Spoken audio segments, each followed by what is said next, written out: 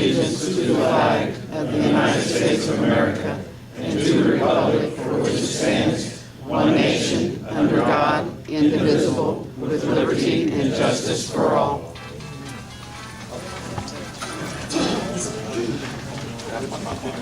Today is Monday, May 4th, 2015. The time is 7 p.m. The regular meeting of the Greensburg City Council is called to order. At this time, please silence the electronic devices. Roll call, please. Bridgett? Clay. Here. Clay. Here. Carey. Here. Carroll. Here. James. Here. You've all received the minutes from the April 6th regular meeting. Do you see any changes or amendments to the minutes? If not, I would entertain a motion to accept them as you received them. Second. Terry made the motion, Blake seconded. All those in favor say aye. Aye. Opposed, same sign. Motion passes, thank you. No old business. You have any business? You have any business? Okay, yes, Ron May. Final reading. Yes, second final reading, ordinance 2015-3. Good evening. We have this evening the second reading of the zoning change for the Adult Transitional Center located formerly at 302 East McKee Street. That address has now been changed to 310 South East Street. It is changing an R2, request to change for that one parcel in R2 to an R4. The request appeared before the Planning Commission in their March meeting. It received a favorable recommendation. You all considered it in your meeting in April and passed it on first reading, so it's back tonight for second reading. And as last month, you did consider being for single dwelling instead of being zoned the way it is. Are council still okay with it as you voted on it last month? I think the thing was the amount of property that's there, probably wouldn't be able to do what they could do. Yes. I would move approval of the ordinance 2015-3. Second reading. Motion made by Glenn. Second. Second by Blake. Is there any further discussion on this ordinance? Yes. Roll call vote. Blake. Yes. Glenn. Yes. Carey. Yes. Carroll. Because of my affiliation with the center, I abstain. James.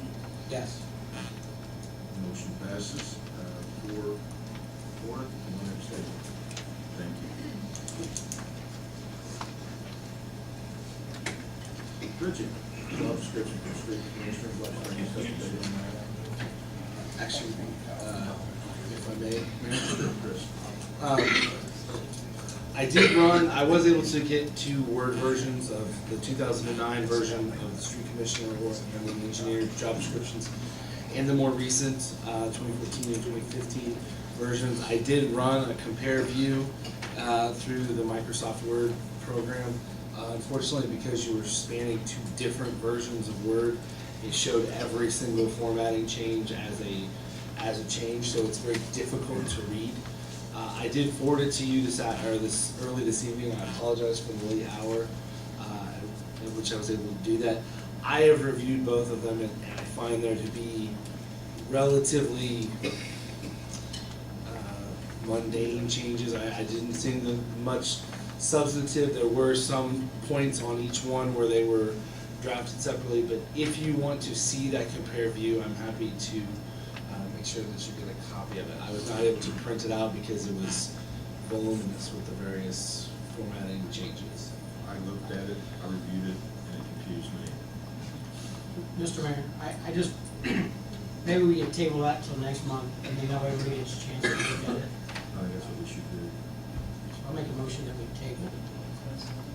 Like, I don't mind paper, but I took a quick look at what you sent me just before I came, and all it had was, it didn't have the changes that, not even the minor changes you're talking about showed up in my.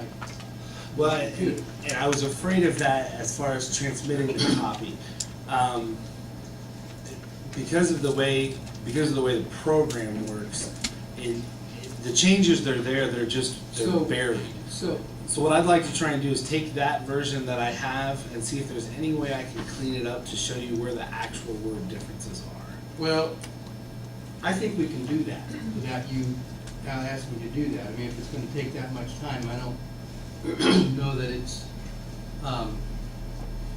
that high a priority for, to require, you know, hiring you to do that, when I think that we can do it. And I did it. I mean, you know, I do my homework. And, in each case, in the case of the engineer, I believe that you are, correct, there's an added part of the duties there, makes sense, and there's a couple of additional wording changes that were added, updating in some words and so forth, so it's very, very, as you say, insignificant, or not insignificant, but relatively minor changes. However, in the street commissioner, there were a number of changes, and not so many. Significant being to the not- education requirements. Yeah, and some of the job requirements, and there were a number of things that were dropped completely. And I don't find that, I'm not sure that, I don't know that there's a problem in dropping them necessarily. I'm just reading through them the first time. But I guess I'd like to know what the rationale is for dropping them. There were a few items I remember we dropped from one to the other just to make it consistent across all job descriptions. Okay, well, There was that might a be- table with, I think, lifting capacities or some other things in there. We removed those just to make it consistent with our other job descriptions for a similar level position. So we're trying to And put that's in some fine, consistency. and that's fine on the one hand. On the other hand, if it's a completely different job and it requires that skill, then you don't need that. Well, we It's not a matter of- evaluated it, and it was, basically, that was our recommendation for the So, personnel committee to. I guess what I'm saying is, if people will sit down and take a look at that, if we all are on the same page next week or next month. I mean, again, this thing is taking a little while to get to us, so I don't know that it's a big hurry that we have to get it tonight. But, so that's my only question. There's a number of places where that was really dropped, and I don't know that it's good or bad. I just want to know hear the rationale for it and whether it's prudent or not. There you have a motion. Okay, Jamie has made a motion to table this till next month's meeting. Second. Darrell seconds it. Any further discussion? All those in favor of tabling it till next month, say aye. Aye. Opposed, same sign. Motion passes. Thank you. Go to new business. Mr. Mike Roeder, Vectren? Yes.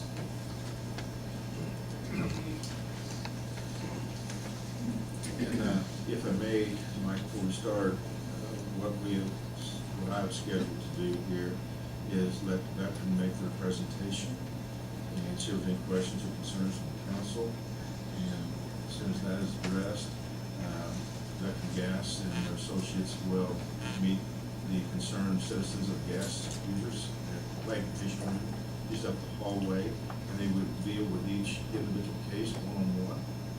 And you're welcome to go and sit and wait your turn, and they will address your issues. And if I may, Mayor, simply for the record, so that it's clear, the meeting that Vectren, the city is allowing Vectren to utilize the planning commission, but that is not a meeting of the city, that once their presentation has concluded, their business in front of this council will be concluded, and the meeting will be a separate meeting that is not being held by the city. Right. The reason it's being is giving the gas company an opportunity to explain the situation and deal with the people one-on-one, and give a presentation here in this room with objectives here, and they can do that in front of everybody. They can see what the presentation is. And so that's finished, then council addresses you, then this can be dismissed to the Open Plan Commission. It's already set up and ready to go. Very good. Mayor, thank you. Members of the council, thank you for allowing us a few minutes on your agenda this evening. And, we are here primarily to try to get sort of the facts out about an unfortunate meter reading error. And so to members of the council and the mayor, we're here tonight to apologize for what has happened. And to the citizens that are here tonight, we're here to apologize to you as well. We take full responsibility for what happened.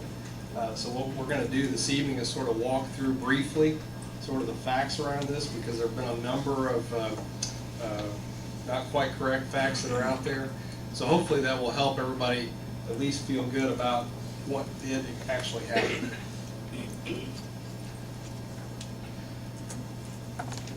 If I can get the slide here. There we go.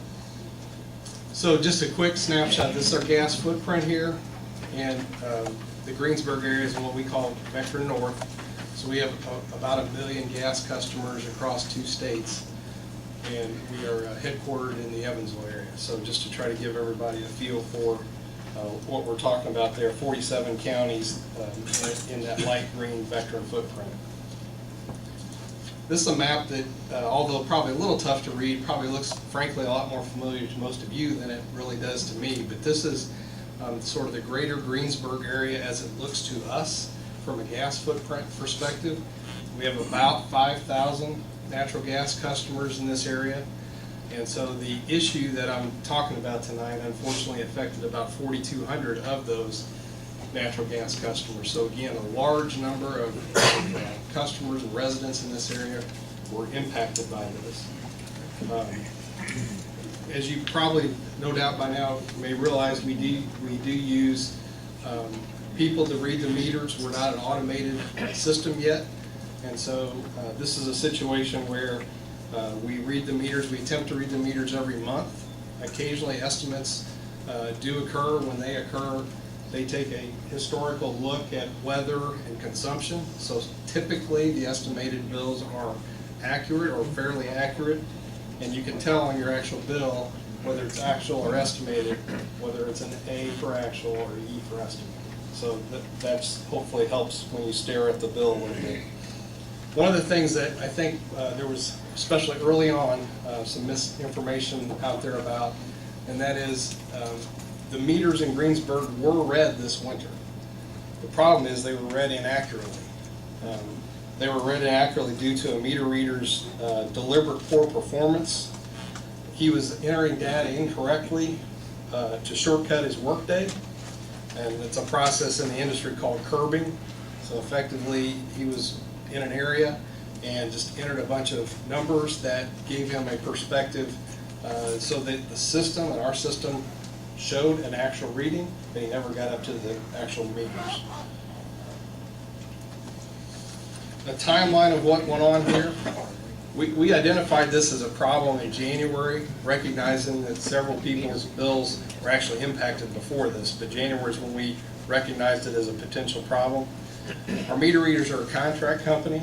Again, we take full ownership and responsibility for that, but they are a third-party contract company.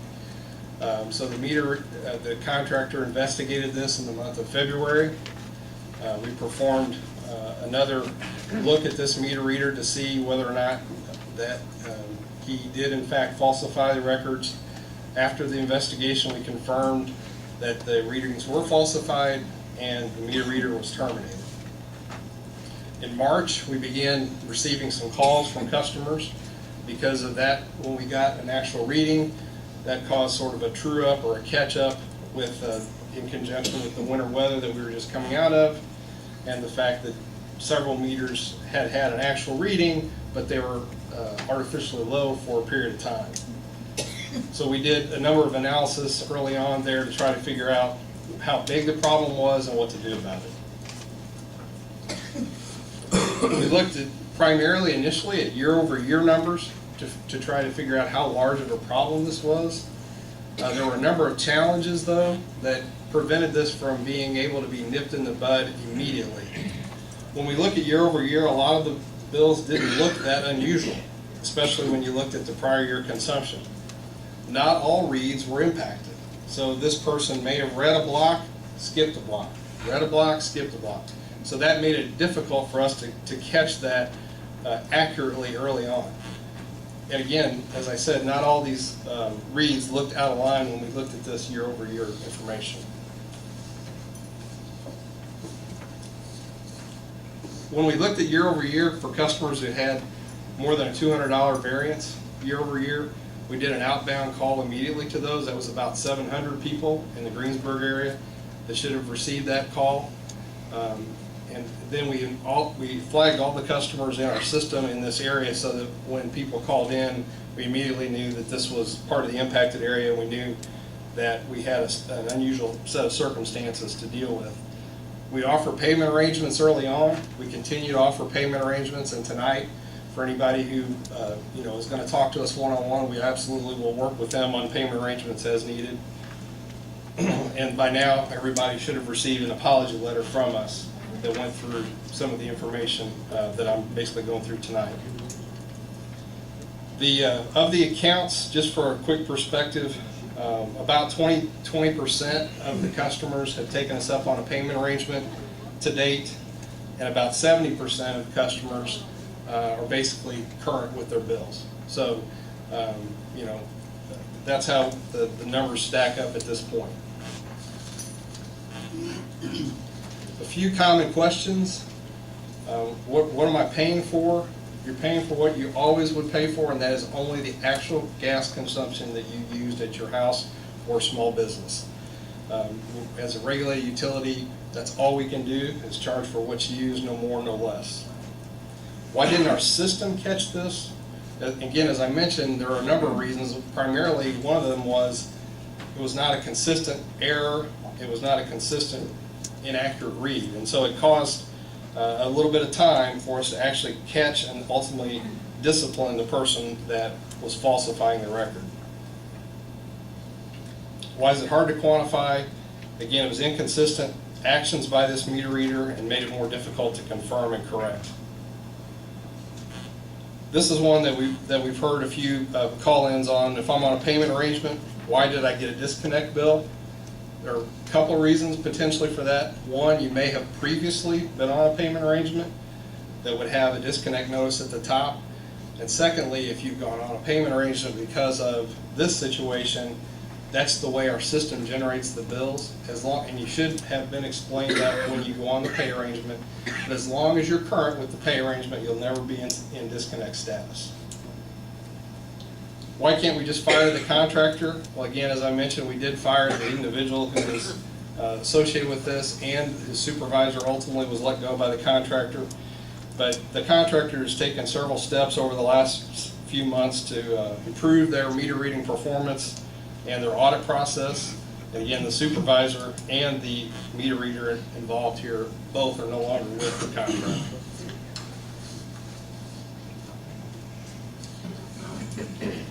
We continue to do analysis both here and across our entire footprint to make sure that we've got the checks and balances in place going forward to try to prevent this. Again, we've always had an audit process in place, but again, because of the unusual circumstances, the way that this individual entered the data, it was very difficult for the system to catch it. A couple of things that we'll be prepared this evening to deal with on a one-on-one basis. We will absolutely reimburse customers who may have called an HVAC dealer when they first got that bill because maybe they thought there was a problem with their furnace because their bill went from $50 to $200 or something like that. And so we will absolutely reimburse that on a one-on-one basis. And if you were an auto draft payer and this caused an overdraft on your checking account, we'll take care of any fees associated with that. So again, we're prepared to deal with that this evening one-on-one after this presentation. And then if you moved in, which we heard some examples of that from residents here, if you moved in during this period, you won't be held responsible for previous months that may have occurred when that low meter reading was being entered. And then, finally in this area, we continue to explore and in fact are moving toward automated meter reading as a long-term solution for this problem, not just in Greensburg, but across our entire footprint. So we believe that is absolutely one of the solutions to this problem. Again, if you hear nothing else tonight, we apologize, and again, for citizens in the room, we apologize for the inconvenience that this has caused. We know it came at a terrible time, right at the end of winter, when you had high usage being showing up on low usage, and it just caused a real extreme burden for customers. We take full responsibility and again extend our sincere apologies for everybody impacted. So Mayor, council members, that concludes sort of the prepared remarks that I wanted to share with you this evening.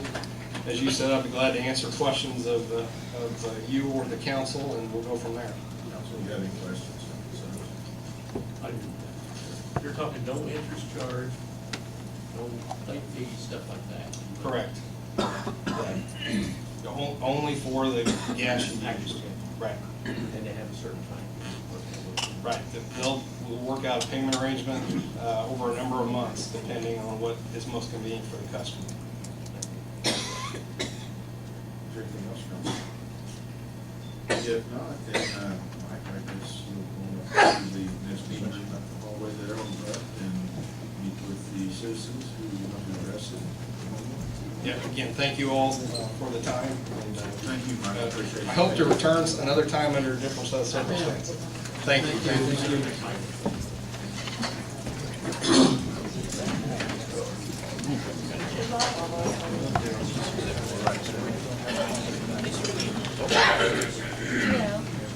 signed that petition down there. Yeah. Council, next thing we have here is tax abatement renewals for K-Fab, Metz-Tewmey, Pay that back. They don't have to pay it all back. It's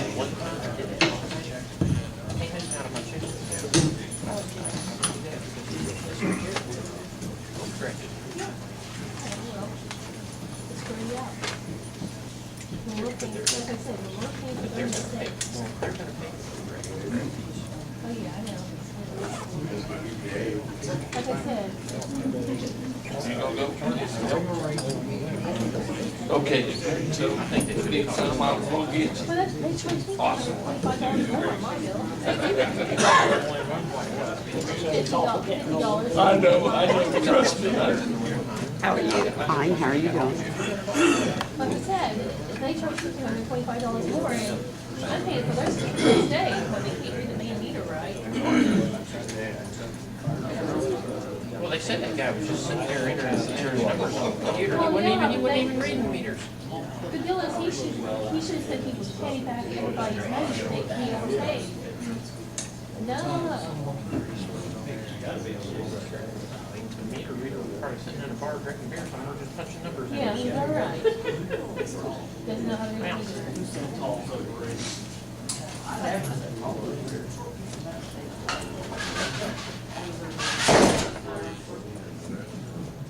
We got these took care of, Mr. Mother, that's good, didn't we, Darryl?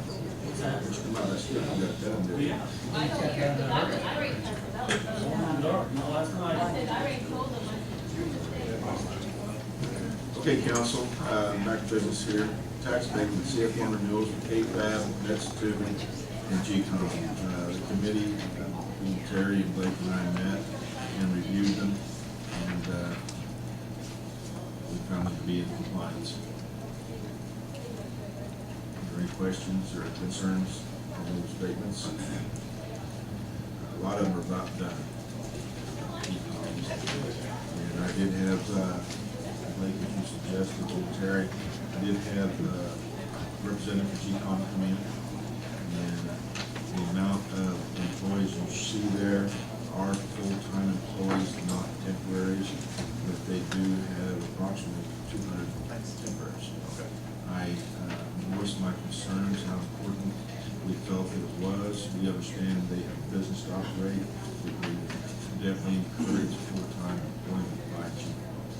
In the future, when abatements are presented, that will definitely be considered.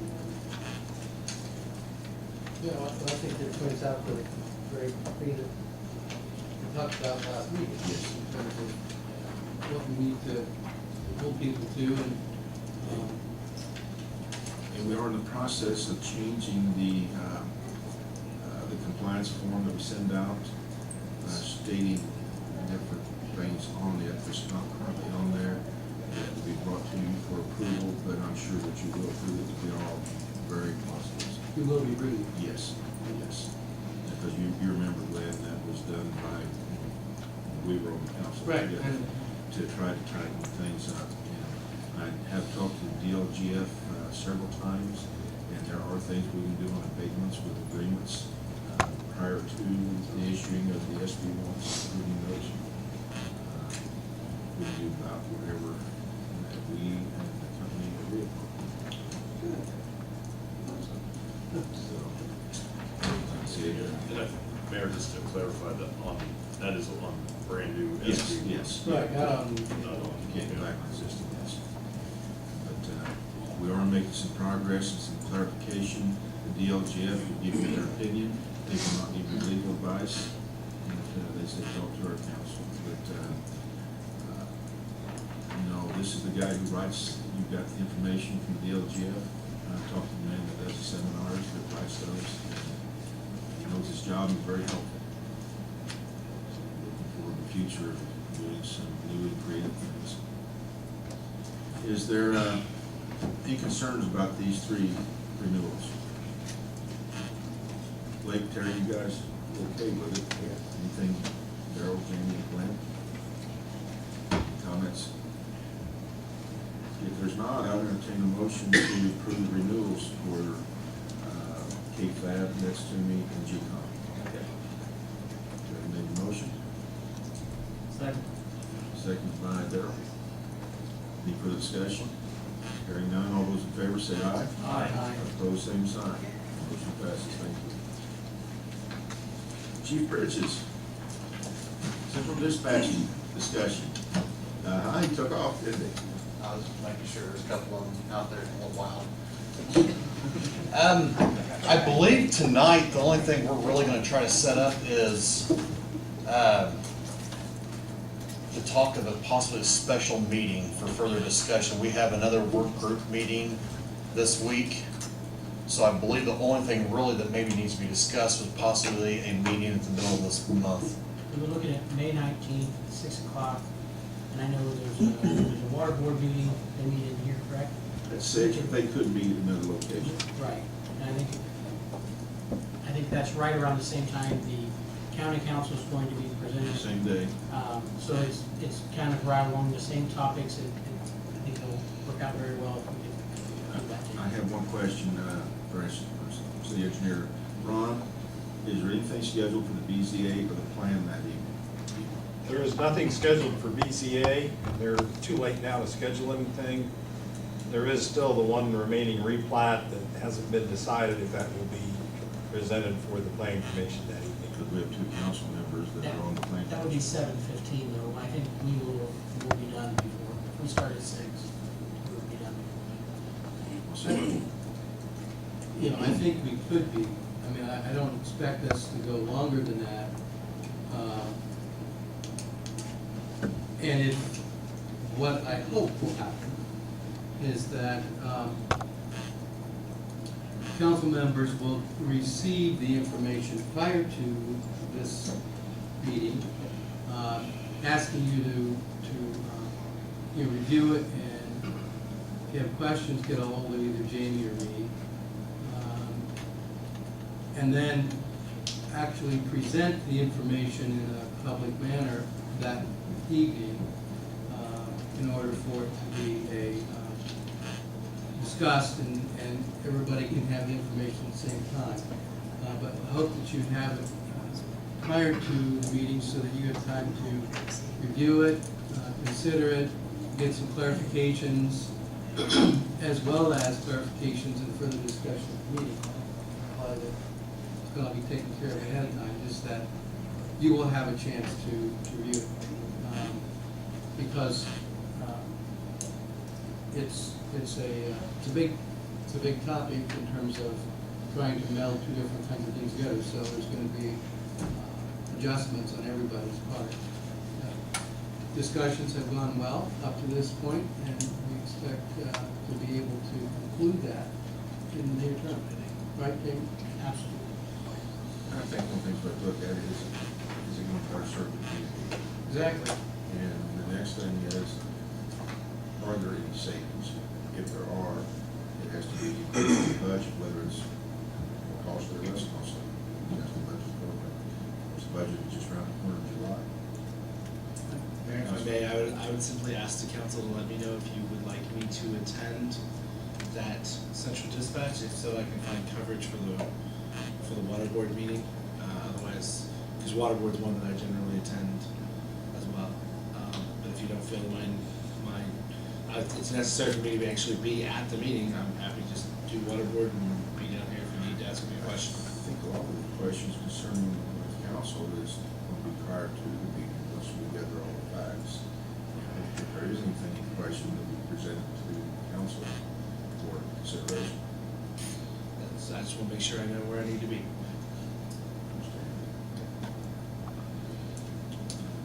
So May 19th is acceptable? I think so. The water board can meet the plan commission, they're relatively short meetings. And you have this up to dispatch in here, we might be more attendance in this room. So I think that's doable. We do it 6 p.m. to say. Works for me. Thank you. Thanks, Chief.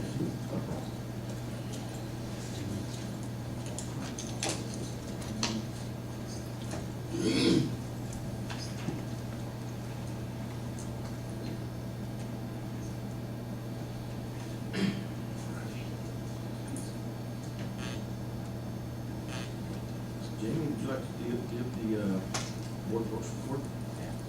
Sure will. Everybody's thanking the chief. Find out how much money he spent. You didn't have to leave, I'm just. We did a swearing in of the new fire chief, Mike Shantz, and then the new city engineer, Ron May. That was one of the first things we did.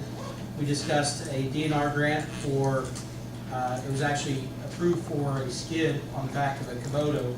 And actually, after the fire department reviewed the needs of the community, they came to Board of Works and were asking to revamp the grant for air bottles, which are coming due. So we granted them permission to do that. It's about the same cost either way. It's just instead of going for the skid, we're going for air bottles. We discussed some modifications to the SOP for the evidence room, but I don't think nothing was finalized. They were just kind of discussed that we're making some changes there. It should be finalized next month. We gave approval to purchase 5 desktop computers for a total of $4,684.90. We gave approval to purchase a router system for the police station. Those computers were for the police station, sorry. For a router system for the new Spillman system coming in for $2,322.66. However, we may not have to spend that money. There may be some money in another account that pays for that. So if we don't, they have to make that decision probably the next meeting. So we wouldn't be able to wait till the next meeting. We tabled some discussions on insurance. We've got some quotes to look over, but we tabled discussions on that. Probably liability. And I kind of skipped over, I apologize. We talked about the police department's going to get 20 radios actually purchased by the 911 board. And that's going to be a cost that's actually over about 50 grand. The chief came to us asking to buy some accessories for those, basically shoulder mics, earpieces, cases. And he's estimating the cost for that to be about $4,132. No decision was made. He'll come back with a better quote next month. That's it.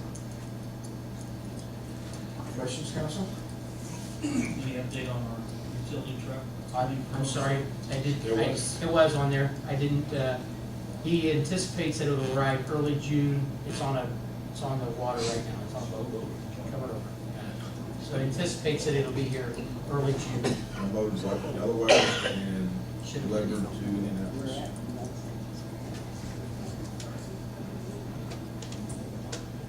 Ship from Delaware? Was shipped to Delaware. It'll end up here. And where is it? No, I thought we bought this from, oh, in Army, right, okay, got it, yeah. Yeah. It's on its way over. Okay. It's on its way. You said it was on pontoon there? I'm sorry? So it was on a pontoon. He was amazed that it could float as well. Over its own steam. Is there anything else, council? Anything from the audience? Audience like to speak? Rob, you start this project. Good. If there's none in the audience, I would entertain a motion to adjourn.